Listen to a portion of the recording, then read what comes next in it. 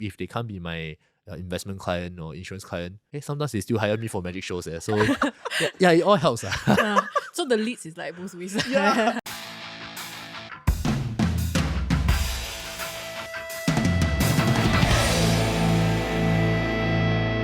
Welcome, ladies and gentlemen, to a new episode of Are You For Real? My name is Ian. I'm Shireen. And today, I've actually wanted to talk about something for quite a long while. Like, I've seen a lot of people, right, who are like, doing all the side hustles lah. They will sell pancake lah, sell prints lah. Do you believe in the side hustle culture? Like, just don't have hobby time. No? You just constantly work just for a little bit of money. I think now it's an ongoing trend. I've even seen like a survey that like 33% of like Singaporeans now actually have like a side hustle, some sort of way. I think it's either like small, like you sell Dubai chocolate, or maybe like big. But then I think a lot of people now are like hustling for like side income. Yeah, but you see, the thing about hustling is like you spend all your free time to hustle so you can have money for your free time. Then you got no free time, what? You know what I want? I want just like magically, I just want like money. Manifest, then the money will magically come out. Now, that's a very good way to transition to our guest. So, speaking of money and magic, today we have a subject matter expert joining us. He is a master of both finances, so he plans your money, and also he is an award-winning magician. So please welcome Ian Tan. Hello. So my name is Ian. I'm a senior financial advisory manager from Financial Alliance, and at the same time, I'm also an award-winning magician. So you mentioned that you're an award-winning magician, right? So can you tell us more about this journey? Like, how do you even get started doing magic? I think it was more of a coincidence. So back then, there was this very famous Taiwanese magician called Liu Qian. If you are a Chinese-speaking magician, you will know him. So he appeared on TV every single week, and I was one of his most dedicated audience. Yeah. And yes, and by coincidence, I actually went to School of the Arts. Surrounding School of the Arts, there were actually 3 magic shops surrounding it. Naturally, I walked into one of them and started spending a lot of money there. And that's how I became a magician. Interesting. So, okay, most of the FAs I've spoken to, right, they're all like very math people, they do like econs, and they'll be like, yes, I identified the gap in my finances. Then they're motivated to do this. How did the art student end up being a financial advisor? Actually, I did economics and mathematics in NUS. There we go. You see, that's the conversion. Okay. So was that the main factor of like you figuring out all your skill sets? Be like, this is something that I can do. Skill sets referring to? With your education, you're like, yes, finance is a thing that I want to do. Did you discover this during your education? Actually, partially yes, but partially no as well. I entered this industry more by chance. I wanted to be a full-time magician. So I actually performed for one of my ex-agency leaders. And at that point in time, there was COVID. So I was thinking about what could be a more sustainable alternative, because it showed me the reality that as events, someone in the events industry, your income can be taken away so easily because we are all freelance workers. So it got me thinking, could I find something that's more sustainable and long term, and most importantly, right, something that can compound in effort? Because as a magician, you are, after the show, you get paid for the show. After the show, you have to find the next one. But I wanted something that can be more long term. Yeah. So how did that journey, once that you've realized that maybe this one, like my mom say, the Britannia, right? Then why do you decide that yes, I still want to pursue this, even though you have to spend a lot of more time? It's almost going to be like a job, right? Then how do you end up from yes, Britannia to let's go for competition. Let's see how I am. Like, how was that thought process? I think I didn't think much because I really like doing magic, so I just did more and more, and ended up it turned out to be a very sustainable, viable self-employment business as well. So the sole reason why I did not pursue it full time is because of the fact that every time I do a show, I have to look for the next one, and after there's a very clear timeline to your career lifespan. Yeah, because how I started was because I was young, hungry, innocent, so I can perform for anyone very cheaply. Yeah, so by the time I'm 40, in my 40s, accomplished and great magician, there'll be someone like me again who's competing for the same pie. Yes. And at that point in time, as an event organizer, will you pick someone cheaper, more handsome, and probably able to serve you better rather than someone old? I mean, it's a harsh reality. But have you ever regretted it then? Because you mentioned that magic was something that you really love and you wanted to become a full-time magician. But I guess now that I would like to say maybe you switch to financial advisory probably because of more practical reasons, right? So have you ever regretted that decision then? Financially, no, but there's always that tinge of regret inside there.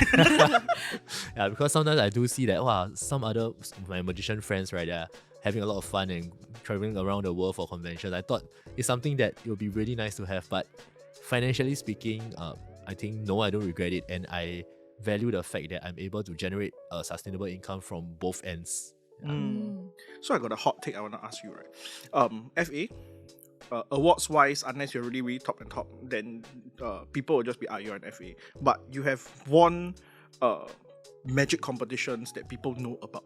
So my question was then that how did this balance, right, decide that? Because if you never win an award, people you'll be like, oh, cheap lah. Then anybody don't want to hire me at that. But you're award winning. That should come with some prestige and some connection, right? So how do you end up be like, nah, don't want. People already acknowledge that I'm a good magician, but the money I don't want to earn, I'm going to earn FA money. And it's not like you can use your, what do you call that? Your accolades from magic to immediately convert to leads for FA, right? You have to start from the beginning. What made you decide that, my side hustle is magic and my main hustle is actually FA instead of the other way around? Actually, to be fair, I balance it out by FA. I also got some awards, right? And a few of the awards that I got as a magician came after I started the FA career as well. So at that point of time, if let's say COVID wasn't a thing, would you have given FA a chance?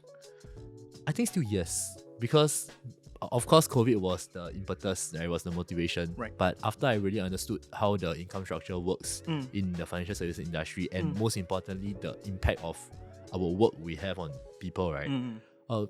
Really there's no turning back, right? In fact, especially after COVID reopened, my magic generated quite a bit of income for me. I was doing like 20 to 30 shows or sometimes even more in a month.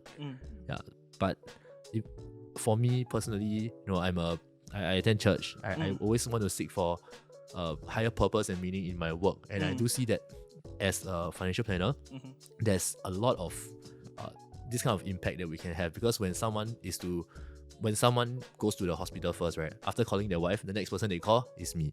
Right? And to advise them on how to invest, how to budget, how to reach their financial goals, all these things literally impacts how their family's livelihood will be for the next decades, right? And in moving further, I haven't experienced that yet, but probably soon enough, when my clients start to reach the age whereby they pass on, I'm in charge of stewarding the wealth from one generation to the other. And all these things, I think, is a lot of far-reaching impact that I'm not saying magicians can't have far-reaching impacts, but I think this kind of things is very aligned to why I want to live my life. Right.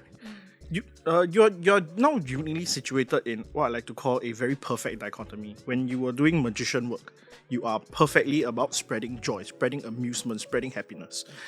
The unfortunate circumstance of being an FA is that you don't get job until something goes wrong, right? Most of the time you save for like insurance, but when you have to really, really work is like poop hit the fan, you really jialat. So now you become from the bringer of joy to almost like a harbinger of like pain and suffering in that sense. Yes, there is coverage, but there is that certain grim in the work that you do. How do you justify that within yourself that it is a 180 switch that you're willing to take in your life?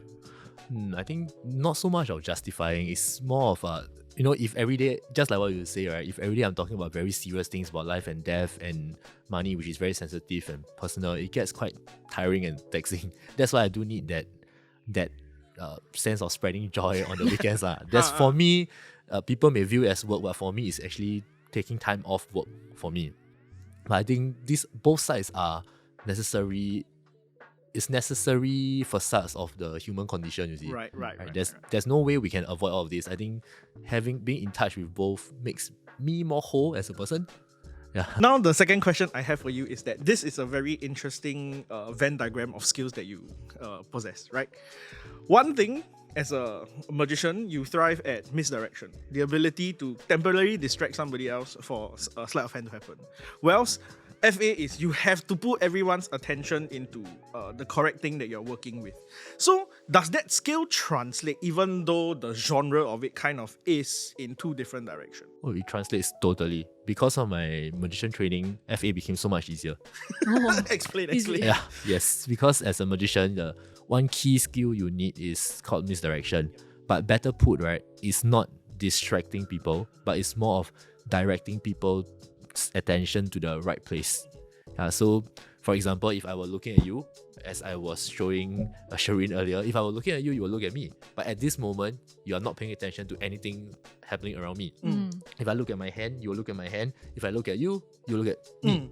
So that's about directing people's attention. And this kind of skill sets is especially important when we are doing let's say a client presentation. Because I just last week, right, or was it 2 weeks back, I met this old lady. She's 65. Right, she was asking me a series of questions about how to withdraw her supplementary retirement scheme funds so that she doesn't incur taxes. So she got so lost into the details that she totally forgot the fact that she had less than 400,000 in the SRS account, and no matter what, she just withdraw 40k a year and then she won't incur taxes. It's actually a very simple solution. So you see, like, a lot of times people might get lost into a lot of all these details. So as a FA, our job is really to bring them out of those details, right, and get them to focus on the critical assumptions that will affect their livelihood, so that she can make the right choice without being overloaded with information. So as a magician, that ability to direct people's attention away, right, it becomes very critical, especially in such scenarios when people are lost in details. We bring them out and focus on the big picture and the critical assumptions. Then another part about magic is like, I think magic always thrives on like the surprise element, right? Like catching people off guard. But then for financial planning is like you want to keep your client's emotions a bit more stable. Like when things crash, then like you need to kind of like how your client understand that this is for like the long term everything. Then how does like magic and financial planning like reconcile that? So for of course, from the audience point of view, right, a magician is meant to surprise you, but actually in our point of view, every single surprise is scripted. Yeah, so for example, a trick can have 6 multiple different endings. So each ending depends on which choice you take previously. So actually the whole script in magic, or how it turns out, right, at least a good 90% of it is controlled and scripted. Yeah, so although to the audience is a factor of surprise, but to us, right, we are all in control, and in fact we even have all the scenarios already mapped out. So translating that to financial advisory, we put that same thinking hat, right? If situation A arises, this is a solution, B arises, that's a solution, and I present all of this to, and not all unless the client asks for it, but at least to an extent that they are able to comprehend, right? Present to them the different scenarios that can happen. So in that sense, they kind of take on my hat like a magician. There's no surprise afterwards. Does your client know that you're a magician? And the older folks, especially the ones who are not chronically online, would they think that magician 要骗我, so FA 不会给他骗到? Like, do you face that kind of like what discrimination in a sense? Not at all. I just tell them I'm a magician, and they're absolutely fine with it. They're absolutely fine with it, because end of the day, I think at least for me, I operate in a manner whereby it doesn't matter whether you like me or not. The problem and solution needs to be logical and data driven. So at least for all my clients, right, every single client will receive a financial report from me, or at least a very multi-page document from me, that it'll be so logical that if you give it to any FA, they cannot deny my decision. I can have the confidence to say that. Although I'm a magician, but it's not always that I have to use my tricks. I always treat things with the correct logic first before anything else. So when it comes to financial advisory, the thinking process needs to be data-driven, numbers-driven, and decisions should be made based on a logical decision tree. So that's the backbone of how I plan my appointments in the first place. Only after that, then I talk about how to deliver it. Is it better to deliver through drawing, or for the older folks, or in an Excel sheet for the accountants, or in a visual presentation format for the younger free-spirited people. Basically, he won't sabo you. lah. Yes. But do you think psychologically, doing magic helps you to understand your clients better, like in a good way, lah? Not really in the sabo kind of mentality. I think okay, unfortunately this part not really, because magic is just our interaction with clients is our interactions with people is limited to just that short 30 minutes in the show time. But as a FA, our interactions are way longer. An appointment can last 1 to 2 hours, and there are multiple interactions beyond that. So, not really lah. In fact, it's more of the personality causes that I go for, like Enneagram, DISC. All these things helps me understand the innate motivation from people more. So now, obviously, we are at iFAST. We'll talk about how the magician skill transfer to FA skill. Have any FA skills transferred back to your hobby? Like, is it like truly cross-discipline? Because it feels like they are very similar. But is it like a one-way street? I think the FA skill do translate back to magic as well. I think as a FA, we do come across a lot more people of different types in different scenarios. Right, so naturally that allows me to learn how to connect with people better. So as a magician, rather than solely performing magic of a certain style, right, now with a better understanding of the nuances of human connection, I can have different, more varied presentations to the tricks that I perform. And of course, with SFA, we meet a lot of people, and even as we grow our business, we have to network quite aggressively. So all these inevitably do translate back to my magic as well, because if they can't be my investment client or insurance client, sometimes they still hire me for magic shows. So yeah, it all helps. So the leads is like both ways. Yeah.